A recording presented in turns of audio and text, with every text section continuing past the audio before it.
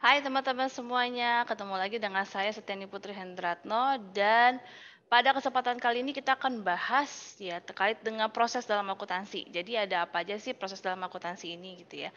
Nah sebelumnya teman-teman kalau misalnya kita mengulang bahwa dalam akuntansi itu kan kita berbeda ya antara akuntansi dan juga bookkeeping. Jadi kalau misalnya bookkeeping berarti dia itu hanya mencatat. Sementara kalau misalnya akuntansi dia benar-benar bikin dari awal sampai akhir. Jadi dari proses pencatatan sampai ke pembuatan laporan gitu teman-teman. Jadi makanya itu beda banget ya teman-teman ya. Jangan sampai kalian salah gitu.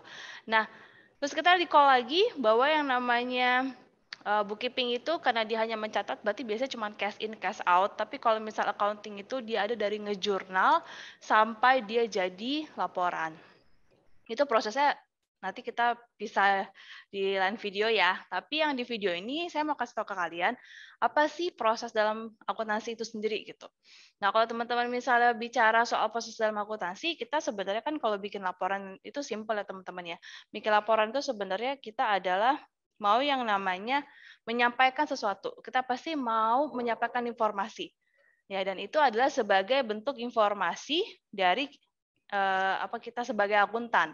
Jadi bukan cuma teman-teman tuh kayak oh ya udah yang penting tuh gue ngejurnal habis itu selesai, enggak, tapi kita juga harus sampai ke tahap pembuatan laporannya gitu teman-teman, gitu ya. Jadi yang dari pertama itu dia sudah pasti akan mengidentifikasi terlebih dahulu transaksi apa yang memang bakalan muncul gitu ya. Jadi kalau teman-teman bisa ngelihat, mungkin nanti ketika teman-teman sekalian ngecek di slide, ada 3 activities di situ, bahwa yang pertama dia adalah identification. Nah, jadi dari identifikasi dulu nih. Ya, jadi dari identification itu teman-teman bakalan bisa ngecek gitu ya. Jadi apa sih, mana sih transaksi yang memang bisa masuk ke dalam kategori apa yang kita bisa catat, mana yang enggak gitu ya. Sorry, bukan bukan transaksi yang kayak apa ya, transaksi itu kan biasanya karena ada nilai uang di sana gitu ya. Tapi ada aktivitas yang mungkin nggak bisa dicatat sebagai transaksi. Jadi tolong teman-teman dicatat itu ya. Ada aktivitas yang nggak bisa dicatat sebagai apa sih namanya transaksi, dan juga ada ya transaksi udah pasti itu aktivitas gitu ya. Contohnya aja tuh apa? Ada karyawan baru masuk. Nah, ketika karyawannya baru masuk, let's say di tanggal 1 September gitu ya, ada karyawan baru masuk. Nah, 1 September itu ketika dia baru masuk, berarti kan kita belum bayar gajinya dia. Tapi itu hanya sebagai sebuah informasi, oh bahwa ada atau aktivitas gitu ya. Oh, ada karyawan masuk pada tanggal 1 September. Nah, misalnya dia tuh di cut off itu artinya kalau misalnya teman-teman punya apa namanya tanggal gitu ya, tanggalnya itu berarti ketika dia tanggalnya 1 September dia masuk gitu ya, di perusahaan itu biasanya punya kebijakan. Bukan berarti dia di tanggal let's say gajiannya itu berarti bukan berarti tanggal 30 September gitu ya. Salah seperti itu. Ya, atau ada beberapa apa namanya perusahaan yang tanggal 28 atau tanggal 25 misalnya mereka sudah gajian. Nah, bukan berarti tanggal 30, 28 atau 25 itu mereka dikategorikan sebagai apa ya full. Enggak. Jadi dia ada cut off-nya. Cut off itu di sini biasanya. Misal lihat saya teman-teman ya. Perusahaan tuh biasanya dia tuh cut off-nya tanggal 15, antara 15, 16 atau 17 atau mungkin 18. Nah, jadi ketika dia bekerja, dia akan terima segini, itu ya. Itu dia terimanya berarti kalau misalnya sampai tanggal 15 berarti cuma 15 hari. Gitu. Nah, terus sisanya gimana? Sisanya nanti akan dibayarkan misalnya nanti nih. Jadi tapi ini tergantung dari masing-masing kebijakan ya teman-teman ya. Nah, kalau misal dia per tanggal 15 hari dapat gaji let's say 2 juta, gitu ya, berarti nanti per tanggal 30 September kalau misalnya dia pas gajian, dia akan dibayarinnya 30 juta. Nah, itu dia tuh baru muncul transaksi di sini. Jadi di sini ada transaksi yang namanya masuk ke payable atau utang. Alah, kenapa masuk payable, Kak? Karena dia memang belum dibayarin, tapi dia sudah diakui. Dia sudah diakui nih bahwa dia itu sudah digunakan jasanya, sudah dipakai jasanya. Jadinya teman-teman, dia itu kategorinya payable karena dia belum dibayar. Tapi ketika tanggal 30 September pas dia lagi gajian dia dibayar, nah akhirnya payable-nya hilang, cash-nya yang akan berkurang. Atau teman-teman biasanya suka pakai bahasa Indonesia pakai kas ya. Kalau payable itu berarti utang. Itu teman-teman. Jadi itu utang sama kas gitu. Jadi bukan berarti kayak teman-teman kayak misalnya bikin kayak begini, terus sudah habis kayak gitu, oh berarti kalau dia ada orang masuk, gue langsung kategoriin itu sebagai transaksi. Salah, itu baru aktivitas.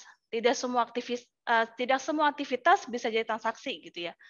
Nah setelah dia mengidentifikasi, tahap yang kedua, yang pertama ya teman-teman, bentar ya, ini saya ganti spidol dulu supaya teman-teman ngeliatnya juga lebih enak.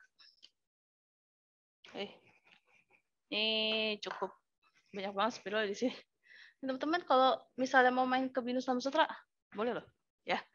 Nah ini misalnya yang pertama nih, ya. Terus yang kedua, apa sih yang kedua? Nah yang kedua itu adalah teman-teman harus bisa recording. Diapain? Dicatat atau mencatat. Oh, gue mengidentifikasi per tanggal 15 September itu ada salary payable. Kita sudah akui expense-nya. Berarti salary expense pada salary payable. Itu ceritanya. Ya. Jadi kelihatan ya, salary expense pada salary payable. Kenapa ada salary expense pada salary payable? Kenapa nggak langsung cash? Karena dia baru dibayarkan nanti. Pada saat tanggal berapa nih? 30 September. Dia akan menjadi salary payable menjadi cash. Cash-nya berkurang. Ya, si perusahaannya berkurang. Nah, setelah dia merecord gitu ya, yang selanjutnya adalah dia akan mengkomunikasikan atau communication.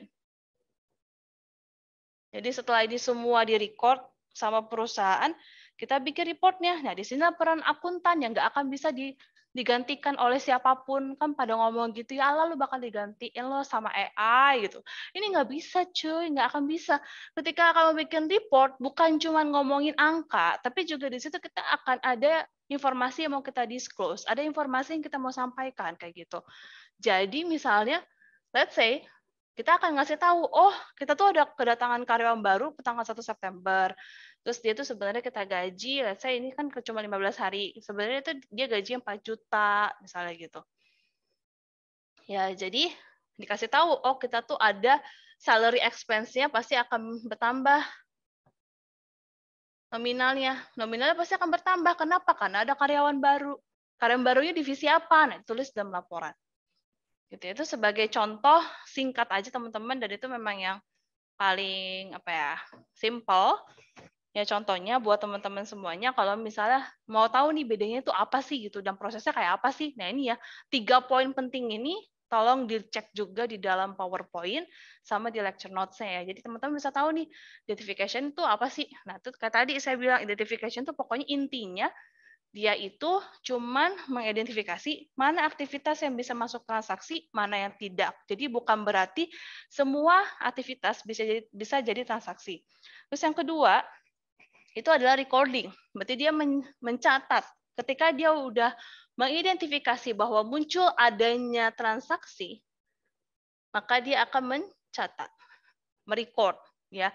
Apakah dia menjurnal sampai proses ke buku besar, bisa seperti itu.